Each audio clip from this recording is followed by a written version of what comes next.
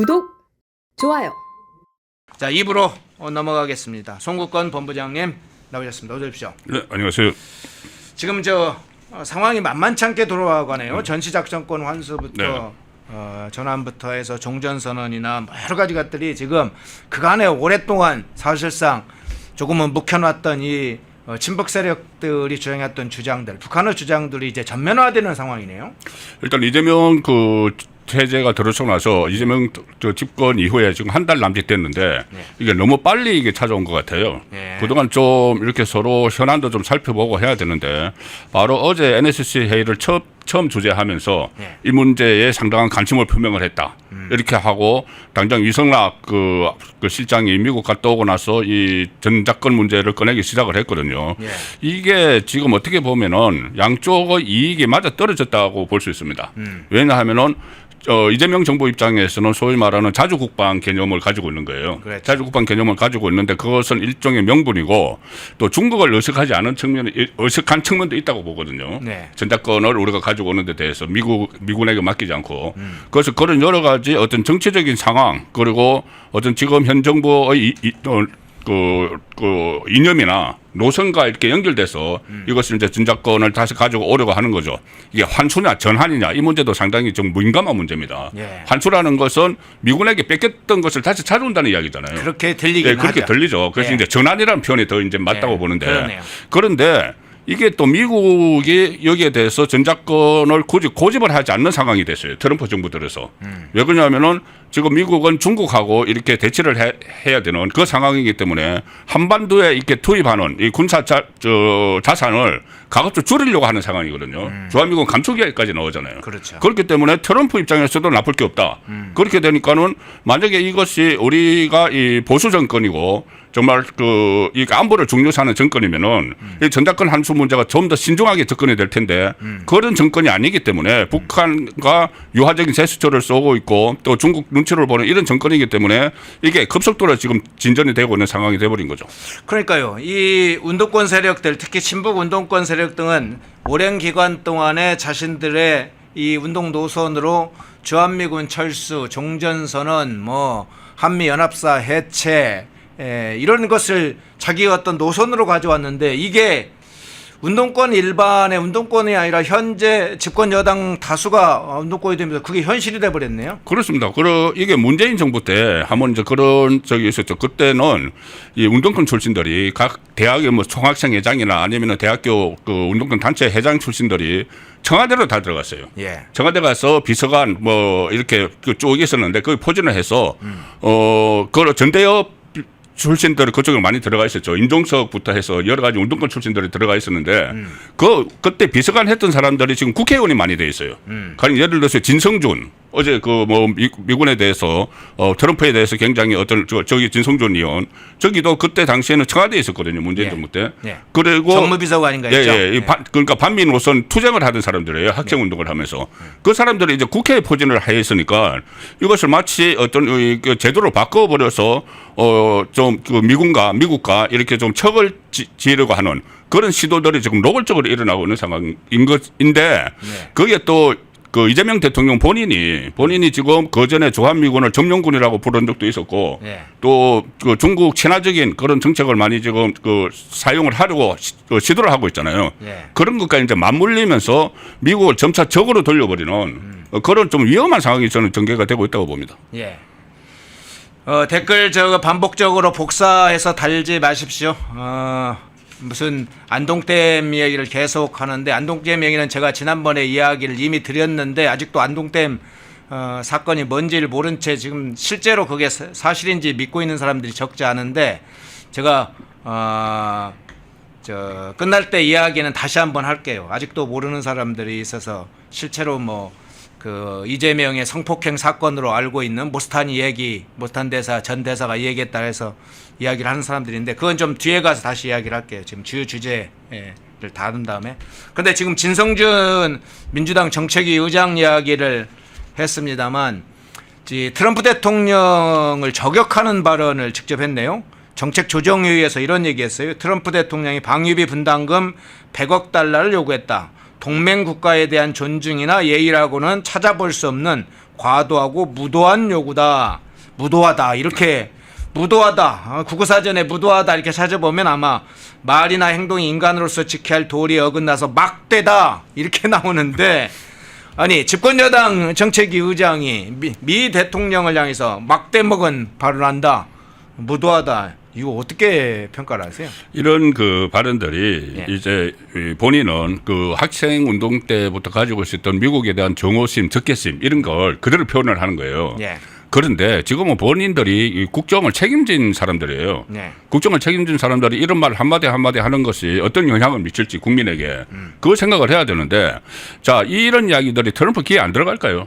들어갑니다. 지금 그 미국 대사관에서 이런 거 다 수집을 해서 보고하는 게 그들의 의무죠. 네. 다른 나라도 마찬가지고 그런데 이게 이것뿐이 아니고 이재명 대통령부터 후보 시절에 그때 윤석열 그 정부 탄핵을 할 때 첫 번째 그 탄핵 사유에서는 들어갔다가 뺀 거 있잖아요. 한미 동맹을 강화를 하고 또 중국과 러시아를 배격을 하는 것이 탄핵 사유로 그때 집어넣었었어요.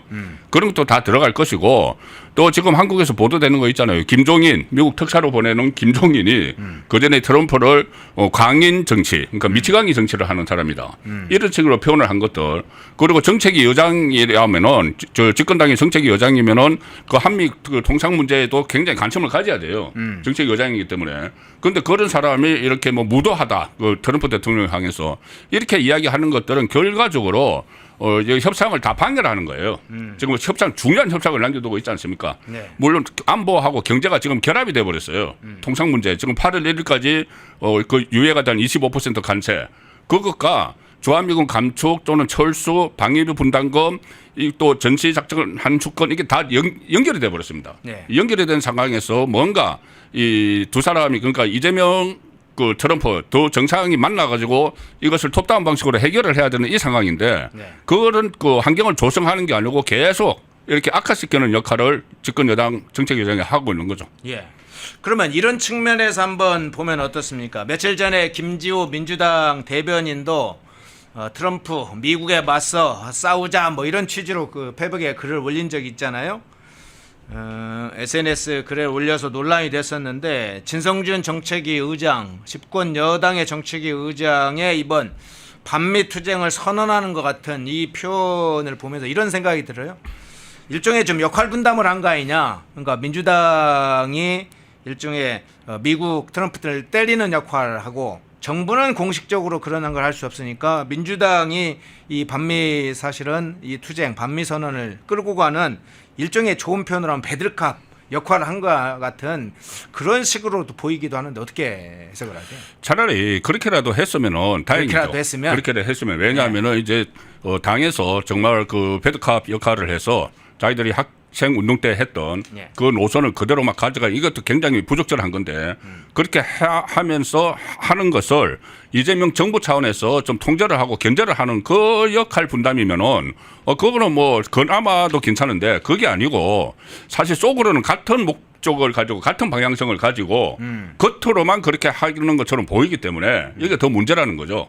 그러니까 지금 그 이재명 대통령도 그전에 조금 전에 말씀드렸다시피 기본적으로는 반미 성향이 굉장히 강한 거예요. 예. 반미 성향이 강하고 친중 성향이 있는데 어떻든 집권을 했으니까는 그걸 직접적으로 노출을 하지 못하지만은 행동을 하는 것을 보면은 그게 나타납니다. 지금 트럼프를 만나지 못하고 있잖아요. 그렇죠. 이번에 저번에 나토에 갔으면 트럼프를 만났어요. 만났으면은 많이 진전이 됐을 겁니다. 트럼프는 직접 본인이 외국 정상하고 같이 톱다운 방식으로 협상하는 것을 주 무기로 하고 있기 때문에 무조건 만나셔야 되는데 그때 나토 가지 않으면서 그 명분을 댔던 것이 뭐 국내에 할 일이 많아서 못 간다 이렇게 했는데 그 가지 않는 데서는 광주 가가지고 광주 가서 광주 민원 들은 일이에요. 예. 그 기간에. 그러니까는 그 갈 수도 있었는데 가지 않았다. 그거 하는 것은 그 전에 어떤 뭐 중국 대사 싱하이밍 만나서 이렇게 어떤 훈계를 드는 그런 모습이 연상이 되고 또 연안 문제에 대해 양안 문제에 대해서 중국과 대만의 양안 문제에 대해서 이쪽 저쪽 쎄쎄하면 되지 이런 발언이 다 연상이 되는 거예요. 그래서 그런 기본적인 밑바탕에 깔려 있는 인식, 미국에 대한 인식, 중국에 대한 인식은 변하지 않은 상태에서 이거 마치 이제 역할 분담을 하는 것처럼 하니까는 겉으로는 여기 미국과의 관계를 중시한다고 하지만은 속으로는 오히려 민주당 쪽에 힘을 실어주고 부추기는 것 아닌가 그런 생각까지 드는 거죠. 예. 그런데 이재명 정권의 사실은 중대한 지금 기로에 있다, 중대한 상황에 직면했다 이런 이야기들이 계속 나오고 있는데 그 중에 가장 중요한 포인트들이 이거 같습니다. 트럼프 대통령과 시진핑 가운데 누구와 먼저 회담을 할 것이냐가 향후 한국의 외교, 경제, 국제 정세에서 중요한 결정 포인트가 될 것이다. 뭐 이런 이야기를 합니다. 빅터 차, 그 한국 석자에 관해서 이 빅터 차도 그런 얘기를 했는데 이렇게 이 얘기를 했어요. 큰 질문 중 하나는 이 대통령이 트럼프 대통령과 만나기 전 시진핑 주석을 만날 것인지, 또 하나의 중요한 결정 포인트는 이 대통령이 중국의 9월 3일 전승절 참석 초청에 응할지 여부다 이런 얘기인데 이게 지금 어떤 의미로 일단 하나 중대한 포인트가 된다고 해석을 하시나요? 일단은 국제사회에 보내는 메시지가 될 수 있죠. 그때 이제 그 나토에 참석하지 않은 것이 중국의 눈치를 보는 것이다. 그게 이제 안보 동맹이기 때문에 네. 그런 해석까지 넣은 상황이고, 그리고 이게 처음부터 아마 그 시진핑을 먼저 만나야 되겠다는 생각을 했을 수가 있어요. 네. 전화 통화는 뭐 갈래대로 해서 뭐 트럼프부터 하고 이렇게 하고 있지만은 시진핑이 또 우리 11월 달에 에이펙 참석하는 문제, 여기에 대해서 본인이 시진핑을 참석을 시키면은 큰 어떤 외교적 성과를 거뒀다고 이렇게 이제 치적으로 홍보를 할 생각이 있는 것 같아요. 네. 그러니까 시진핑을 먼저 만나야 되겠다는 생각을 하는데 보니까 로드맵을 보니까 물론 뭐 그때 그 G7에서 그때는 그 다자간 회의였기 때문에 거기서 트럼프를 만날 기회가 있었지만 못 만났잖아요. 네. 그다음에 나토에 가지 않고 하는 것은 그때부터 전승절 기념식 9월 3일 그 베이징 천안문에서 열리는 전승절 기념식에 참석을 중국 쪽과 이제 협의를 하기 시작한 단계인 것 같고, 그렇다면은 9월 3일에 시진핑을 먼저 만나고 그 다음에 유엔 총회가 있거든요. 그 이후에 유엔 총회가 있으면은 우리나라 대통령이 항상 유엔 총회 갑니다. 가면은 그때 이제 트럼프를 만날 그런 생각이 아닌가 싶은데, 네. 그렇게 된다면은 어쨌든 중국 우선 정책으로 비춰져서 국제사회에서 또 그 어떤 그 역풍이 불 수도 있는 상황이 돼가고 있는 거죠. 예. 자, 반미깃발 든 민주당인가요? 자, 그 문제 먼저 살펴봤고요. 자, 이성윤 문제로 한번 넘어가 보겠습니다. 지금은 이제 민주당 의원이 돼 있죠. 과거에는 서울중앙지검장도 했던 검사 이성윤. 자, 검사 시절에 이런 이야기를 했습니다. 윤석열 사단은 전두환의 하나이다 이런 발언을 해서 당시에 법무부에서 해임 결정을 했습니다. 이것이 이제 재판이 벌어졌는데 결과가 나왔어요. 법원에서 이렇게 판단을 했습니다. 법무부가 해임한 것은 정당하다. 즉 이성윤이 검사 시절에 윤석열 사단은 전두환의 하나이라고 발언한 것이 해임할 만하다. 이렇게 법원 판단이 나왔습니다. 결국은 이성윤이 패소하는 결과가 나왔는데 이 문제를 어떻게 해석을 해야 될까요? 이거는 뭐 당연한 기결이죠. 네. 이거 저는 그때가 2023년인데 그 윤석열 정부 들어서고 바로 그 다음 해잖아요. 예, 예. 그 다음에 조국 씨가 뭘 했냐면은 전국을 돌면서 출판 기념회를 했어요. 네, 네. 출판 기념회 뭐 북콘서트 한다고 하면서 그때 계속 윤석열 정부에 대한 비판을 하고, 원래 그 윤석열 정부로부터 윤석열 검찰총장 시절에 수사를 받고 했기 때문에 조국 씨가 악감정이 있잖아요. 예. 그것을 막 비판을 하고 했는데 그때 현직 검사장 신분이었습니다. 이성윤 지금 의원이. 현직 검사장이 그 북콘서트에 7번, 8번 정도 참석을 했어요. 그래서 거기서 윤석열 정부에 대해서 비판을 하고 현직 검사장이 그리고 그러니까 정치활동 한 거죠. 그것은 북콘서트지만 사실상 정치 집회였거든요.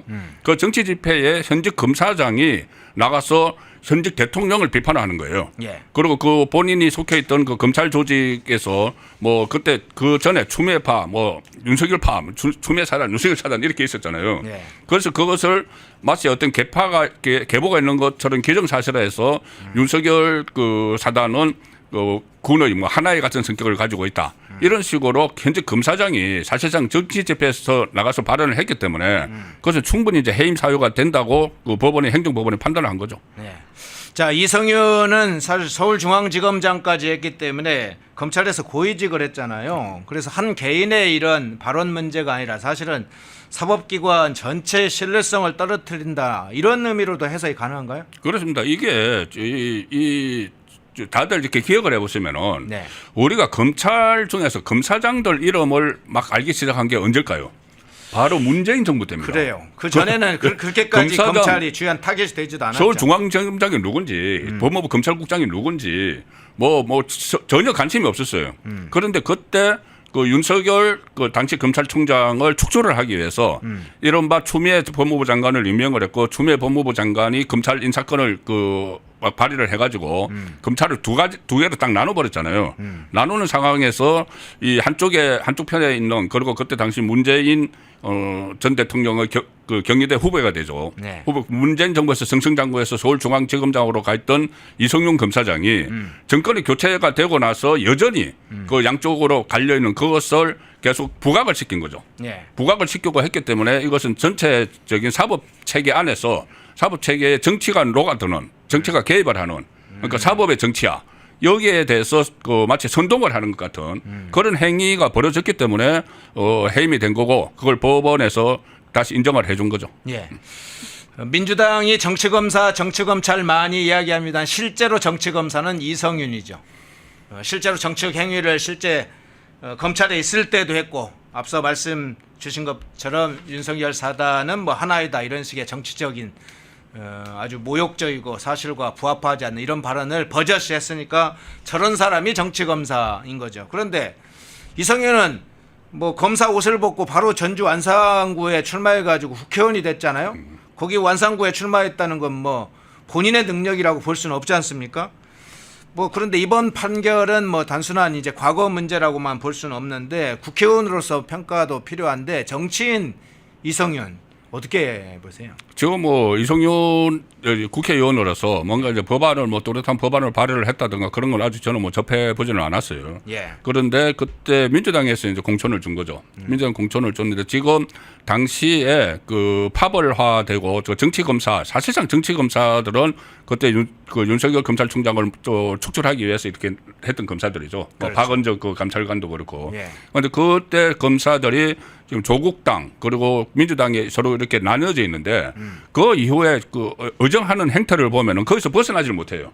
국회의원이 됐으면은 좀 자기 그 지역구 현안도 좀 챙기고 그 지역구 의원 같으면은 그리고 좀 정책을 개발을 하고 법안을 발의를 하고 이런 걸 해야 되는데 여전히 거기서 나오는 메시지는 여전히 정파적인 이야기. 그러니까 윤석열 전 대통령을 겨냥을 한 모든 게 처음부터 끝까지 윤석열 전 대통령을 겨냥을 한 그런 이 메시지만 계속 발신을 하지 실제적으로 그 국회의원 그러니까는 그 어떤 의정 활동을 하는 이것보다는 여전히 정치 투쟁을 하는 것 같은 그런 모습을 보이고 있죠. 조국당에 가 있는 박은정 뭐를 비롯해서 그쪽 사람들이나 저 민주당에 와 있는 이성윤을 비롯해서 또 그 한 그룹이 있죠.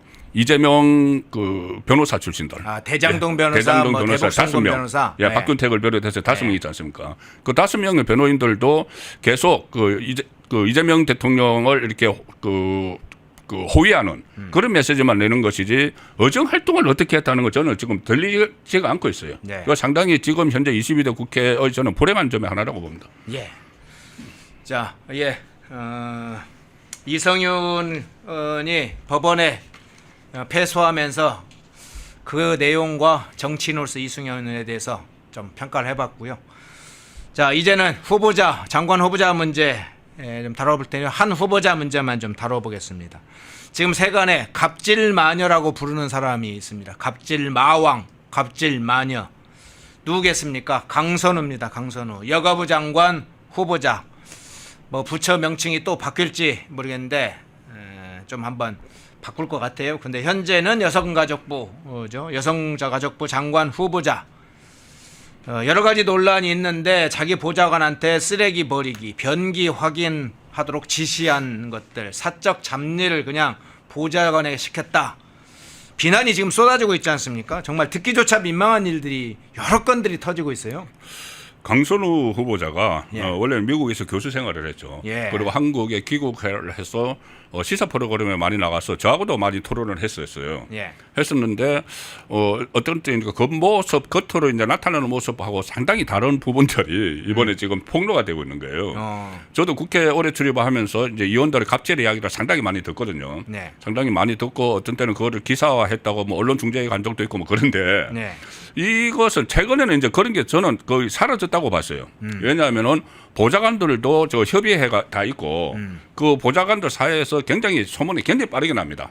저 방은 왜 저렇게 국회 그 보좌진을 자주 바꾸느냐. 그럼 그 방은 일종의 그 속된 말로 해서 찍혀요. 그 방은 예. 찍혀서 소문이 막 확산되고 하는데 가급적 이제 그런 일은 없어진 줄 알았는데 지금 강선우 후보자가 지난 21대 때 초선이 됐죠. 초선돼서 이제 재선이 된 이제 1년이 됐는데 초선 시절부터 계속 일종의 갑질을 했고 집에 그러니까 아마 이 폭로를 한 보좌진이 아마 수행 비서 같은데 예. 이게 집에 이제 아마 이 출근을 시키려고 가면은 이 쓰레기 봉투를 그대로 가지고 내려온다는 거죠. 막 치킨 먹고 막 한 거 이거를 그대로 가지고 내려와서 예. 그냥 준다는 거예요. 그 엘리베이터 타고 내려와서 대기하고 있으면 준다는 거예요. 아 음식 같은 걸 다 네, 먹은 먹고 걸 그냥 그냥 다 뭐 이렇게 담아놓은 걸 통째로 담아놓고 줘요? 그대로 통째로 준다는 통째로? 거죠. 얘 치킨 같은 거 배달시켜 먹으면 이제 뼈 발라내고 하면 이렇게 그다 넣잖아요. 막 예, 봉지도 넣고 뭐 휴지도 넣고 그걸 통째로 주면은 그 보좌진이 그걸 분리를 해서 이제 버렸다. 분리수거를. 네, 분리수거를 했다. 뭐 이런 이야기가 있기 때문에 예. 그런 이제 한 두 사람이 이런 그 폭로를 했어요. 또 다른 보좌진은 뭐 그 강 후보자가 집에 그 화장실 변기가 고장난 것 같으니까 살펴보라. 그래서 가서 보니까는 이 노즐이 새가지고 비대 노즐이 새가지고 그것을 이제 수리업체를 불렀다. 왜 그걸 본인이 해야 되느냐? 당사자가 해야지. 이런 이제 갑질 같은 것들 지금 폭로가 되고 있어서 특히 여성가족부 같은 경우는 어떻게 보면은 좀 사회적 그 약자에 대한 배려가 필요한 부서잖아요. 예. 배려가 필요한 부서인데 오히려 저런 국회의원을 하면서 이 갑질을 했다는 것이 여가부 장관으로서 자격이 있느냐는 논란이 일어나고 있죠. 예. 그런데 이 강선우 보좌진이 공개적으로 이 사안 갑질에 대해서 밝히면서 이런 용어를 썼더라고요. 보좌진을 집사처럼 부렸다. 어디서 좀 들어본 얘기 아닙니까? 조명현 씨. 네, 조명현 씨, 경기도. 법인카드. 네. 조명현 씨가 사실상 그거 용도로 쓰기 위해서 그러니까는 그 경기도지사 배우자의 사적인 심부름하는 그 용도로 쓰기 위해서 채용을 했잖아요.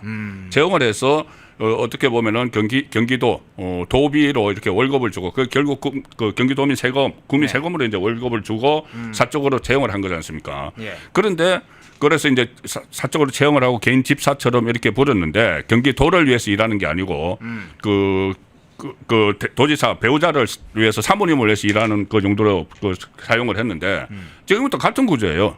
이것도 인사권이 그때 인사권이 경기도지사에게 있었죠. 이 인사권은 무조건 국회의원에게 있습니다. 국회의원이 오늘 그냥 그만둬 하면은 바로 그만둬야 돼요.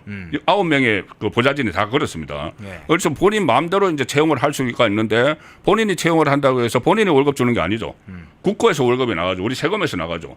그런데 그렇다면 그렇게 우리 세금에서 월급을 주는 이유가 의정 활동을 하라고 주는 거예요. 의정 활동을 보좌하라고. 네네. 근데 그게 아니고 본인 국회의원의 집사 역할을 했다면은 이 조명현 씨하고 구조가 똑같이 되는 거죠. 예. 그런데 어쨌든 한쪽은 그래서 대통령이 돼 있고 그 대통령이 이 장관으로 장관 후보자로 지명한 사람이 비슷한 패턴을 보였다. 이것은 좀 심각한 문제로 봐야 됩니다. 예, 갑질 마녀 이렇게 불리는 강선우. 그런데 보좌진을 또 46차례나 교체를 한 기록까지 확인이 됐어요. 대체로 얼마나 많이 보좌진을 교체하면 한 대여섯 건도 아니고 46건에 해당된다.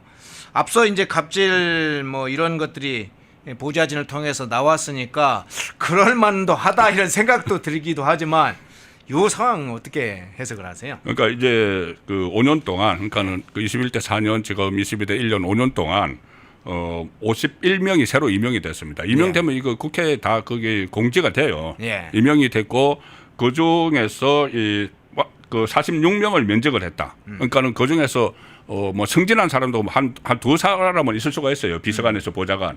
그렇지만은 그건 아주 극소수고 결국은 다 계속 바꿨다는 이야기가 되는 거죠. 계속 바꿨다는 건 이것은 또 하나 본인이 계속 갑질을 했다는 그 방증일 수도 있어요. 못 견디고 나간 사람들이 있는 거죠. 저런 식으로 갑자기 가져와서 먹던 그 쓰레기 가져와서 음식 쓰레기 가져와서 분리해서 버려라.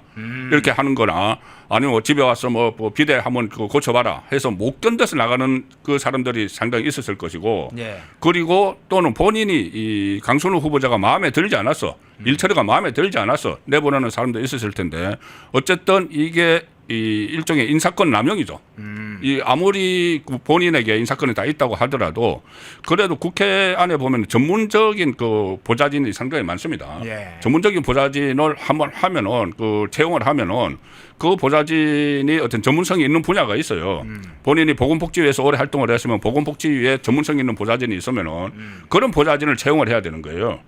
본인이 만약에 뭐 어떤 나중에 다른 그 상임위에 관심이 있으면은 그런 보좌진을 채용을 해서 이렇게 그 의정 활동을 보좌를 하도록 해야 되는데 본인의 말을 잘 듣는 그 보좌진 참모들, 내가 개인적인 그 심부름을 시켜도 그 아무 소리 않고 그냥 들어주는 참모진, 이런 사람들을 찾기 위해서 계속 이제 바꿨다 이렇게도 뭐 추측을 할 수가 있는 거죠. 예. 자, 그런데 지금 갑질 관련해서 뭐 여러 가지들이 나오고 있는데. 중요한 사실은 이제 공적 영역에서 다시 돌아오면 이 쌍방울 쪼개기 의혹 문제도 있고 남편 그 바이오 업체 그 스톡옵션 문제도 있잖아요. 이것도 좀 상당히 자세하게 해명이 필요하고 살펴봐야 될 사안인 것 같아요. 그렇습니다. 이제 쌍방울 특히 지금 쌍방울 쪼개기 후원 의혹도 예. 바로 인사권자도 지금 받고 있잖아요. 예. 똑같은 사람들입니다. 김성태.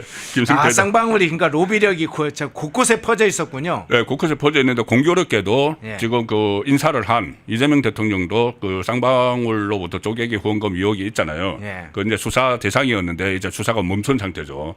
그런데 그렇게 여가부 장관으로 지명을 한 강선우 후보자도 쌍방울에서 지금 500만 원씩 이렇게 쪼개기 한 거를 했는데 그것을 다시 나중에 반환을 해야 되는데 이제 반환도 하지 않고 있다는 이야기고 예. 또 남편도 이 그 스톡옵션을 받았는데 어떤 업체로부터 그것을 이 재산 등록을 하지 않아서 또 공직자윤리법 위반이다 이런 그 논란까지 있는데 지금 가장 그 저는 그 지금 장관들 금정을 벌이고 있는 상황이잖아요. 예. 가장 큰 문제가 지금까지 보이지 않았던 패턴을 하나 개발을 했어요. 이재명 정부에서. 예. 뭐냐 하면은 청문회에서 다 말하겠다. 인사청문회에서 말하겠다. 그렇죠. 이게 기존에 사실은 없었던 거예요. 예. 김민석 후보자부터 막 의혹을 쏟아지니까는 다른 때 같으면은 거기에 대해서 막 해명 자료들 제출을 하고 언론에 해명을 하고 막 하는데 인사청문회에서 할 때는 하더라도 그런데 이번 정부 들어서 첫 조각 때부터는 그게 없어요. 그냥 청문회에서 이야기하겠다. 이게 어디서 시작됐냐면은 네. 이재명 대통령이 김민석 그 총리 후보자에 대해서 의혹이 쏟아지니까 그때 그런 두 번 그런 말을 했습니다. 한 번은 그 G7 가는 기내에서 기자들에게 했고 한 번은 정당 대표들 만나서 했는데 본인이 김민석 후보자 본인이 다 해명을 할 수 있다고 하더라. 인사청문회에서 말할 거라고 하더라. 인사청문회에서 말할 거다. 이렇게 이야기된 거예요. 네. 그다음부터 김민석이 막 의혹이 쏟아지면 나 인사청문회에서 말할 거야. 그리고 인사청문회에서 말 안 했어요. 중요한 말을 하나도 하지 않았어요. 이상한 배추 이야기는 하고 뭐 그런 식으로 해서 통과가 돼버렸잖아요. 네네. 통과가 돼버려서 그 인준 투표는 다수당이니까 당연히 되고 임명해버렸잖아요. 그러니까 그 다음부터 이 장관 후보자들도 뭐 의혹이 쏟아지면 청문회에서 이야기하겠다. 근데 총리는 청문회 이틀이지만 장관은 하루거든요. 하루만 버티면 된다는 이야기죠. 하루만 가서 이렇게 속된 말로 막 깨지더라도 하루만 버티면은 그리고 장관 후보자는 투표도 안 해요. 투표도 안 하니까 그냥 임명을 하면 되거든요, 대통령이. 예. 그러면 우리가 이렇게 아무리 뭔가 있어도 김민석을 보니까는 다 임명해 주더라. 괜히 여기서 섣불리 해명을 해서 그 해명한 게 또 꼬리를 물면 안 되니까 그냥 그 청문회에서 한다고 이야기하고 버텨서 청문회에서는 안 하면 돼. 이게 새로운 패턴이 하나 생겨버려서 이 막 의혹들이 쏟아지는데도 어떤 국민에 대한 해명은 전혀 나오지 않고 있는 상황이죠. 그 하나 매뉴얼이 됐네요. 그렇게 됐습니다. 지금 저도 후보자들에 예. 관한 지침, 어떤 상당한 의혹이 제기되면 청문회에서 답하겠다. 네, 그렇게 하라는 게 자료는 이제 가급적 제출하지 마라. 뭐 이런 자료 거요? 제출하지 말고. 예. 그리고 그 청문회에서는 버텨라. 네. 버티면은 임명된다. 이게 이제 하나의 패턴처럼 지금 굳어져 버린 것 같아서 다음 인사 때도 이런 게 반복될 것 같아요. 그러니까 오늘 제가 아침에 어떤 자료를 보니까 정동영 후보자는 자료 제출 건에 관해서 0%더라고요. 아니, 자료 제출 안 하나도 거죠. 안 해. 예. 안규배 국방장관 후보자는 병적 자료, 네. 병적 자료, 네. 그것도 제출하지 않고 있더라고요. 그러니까 그 어떻게 병적 자료라고 해봤자 방위병 출신인데 네. 방위병 출신이 왜 병적 자료를 제출을 하지 못할까? 저번에 한번 보도가 났던 게 방위병 근무를 그때는 그때 20몇 개월인데 뭐 30몇 개월을 했다든가 방기병 근무를 그때 기간에 맞지 않게 오래 한 거예요. 예. 그래서 이거는 또 무슨 그 사유가 있는 것인지 그 어떤 뚜렷한 사유가 있으면 병적 기록을 제출을 했겠죠. 근데 그 무슨 사유가 있는 것을 병적 기록을 제출을 하지 않고 그러니까 그런 거죠. 청문회에서 이야기하겠다고 하면서 청문회 자료는 제출을 하지 않는 거예요. 예. 청문회 자료를 제출을 하면 거기서 또 새로운 의혹이 불거지니까 그러니까 이 새로 그 불거지는 의혹도 그렇고 자료 제출을 하지 않았다고 비판하는 것도 그날만 지나면 된다는 생각이죠. 예. 그날만 지나면은 장관이 된다는 생각에서 전혀 지금 그전과는 다른 패턴이 지금 나타나고 있습니다. 예. 자, 앞서 지금 여가부 장관은 인권보호나 사회적 약자에 관한 중요하게 다루는 부처다 이런 이야기 해주셨는데 본인이 냈던 법안도 좀 있고요. 최근에 뭐 스쿨존 관련해서도 과태료 받았는데 과태료를 하나도 납부하지 않다가 이번에 납부하는 일도 벌어지고 그런 일이 벌어지고 있는데 이게 뭐 이진수 교육부 장관 논문 표절로 이 교육부 장관이 약 74% 정도에 해당되는 논문 표절이 아니라 이건 그냥 베끼기 사기로 보이던데 그 이진숙도 문제지만 이 강선우가 이런 갑질과 이런 정도의 만행과 의혹이 있으면 이게 여가부에서 무슨 여가부 장관으로 임명할 게 아니라 사실은 사회적으로 정치로 퇴출 대상이 돼야 될 거 아닙니까? 지금 쏟아지는 의혹들이 예. 나중에 그 사실로 다 확인이 되면은 정말 정치인으로서 활동하기 어려울 정도죠. 그런데 이진숙 후보자도 마찬가지입니다. 이진숙 후보자도 지금 나오는 그 내용들을 보면은 뭐 학생 그 제자의 그 논문을 전부 다 본인 걸로 다 바꾸고 자기가 저자로 하고 예. 제자는 아예 이름도 거기서 빼버렸다 이런 것도 있지 않습니까? 네. 그런데 공교롭게도 조금 전에 여가부가 사회적 그 약자들을 배려를 해야 되는 자리라고 했는데 거기에 전혀 거기와 맞지 않은 후보자를 임명을 했고 교육부총리입니다. 그 이진숙 교육부총리인데 예. 전혀 거기 교육과 관련 맞지 않는 그리고 좀 뭐 자녀들도 의무 교육을 마치기 전에 또 뭐 해외로 유학 보냈다 이런 것도 있지 않습니까? 네. 그런 그 우리나라 교육 체제를 완전히 흔들어 버리는 이런 인물을 교육부총리로 임명을 지금 하려고 하는 거예요. 그런데 더 중요한 것은 이 사람들을 전부 다 임명을 할 것 같은 분위기라는 거죠. 뭐 민주당에서 나오는 이야기가 단 한 명의 탈락자도 없다. 마치 그것을 이 어떤 정치 게임 하듯이 만약에 밀리면은 우리가 주도권을 뺏긴다. 이런 생각에서 막 밀어붙이려고 하는 이게 가장 큰 문제가 되고 있는 것이죠. 예. 2부 진성준 정책위 의장 문제부터 강선우 문제까지 살펴봤습니다. 송국건 정치평론가님이었습니다. 고맙습니다. 펜앤마이크와 광동이 함께 준비한 광동 루테인 밀크시슬 혈행 개선, 노화로 인한 눈 건강, 간 건강.